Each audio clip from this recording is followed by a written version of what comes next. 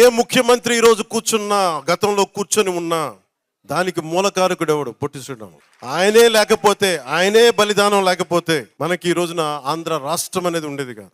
So నేను ఉన్నది దేనికి అంటే, ఇంతమంది గొప్ప మహానుభావులు ఉన్నారు. నేను అన్నా క్యాంటీన్లతో మాట్లాడి ఒకటి అడిగాను, అన్నా గారి క్యాంటీన్లతో పాటు డొక్కా సీతమ్మ గారి క్యాంటీన్లు రావాలి. అన్నా క్యాంటీన్లు ప్రారంభిస్తున్నప్పుడు దాంట్లో కొంత భాగం డొక్కా సీతమ్మ గారి క్యాంటీన్లు కూడా ఉంటాయి. దేనికి పెట్టుకోవాలి డొక్కా సీతమ్మ గారి?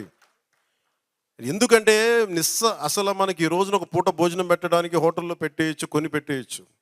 ఆ రోజుల్లో కట్టెలతో వండాలి, వర్షాలు. అలాంటి సమయంలో ఆవిడ కూర్చొని అమ్మ సీతమ్మ ఆకలి అంటే కూర్చోబెట్టి అన్నం వండి పంపించే, లంకల దగ్గరికి వెళ్ళి కూడా ఆవిడ చేసేదంటే, అలాంటి విలువలున్న మనుషులు మనం గుర్తు తెచ్చుకోకపోతే సమాజం విచ్ఛిన్నమైపోతుంది.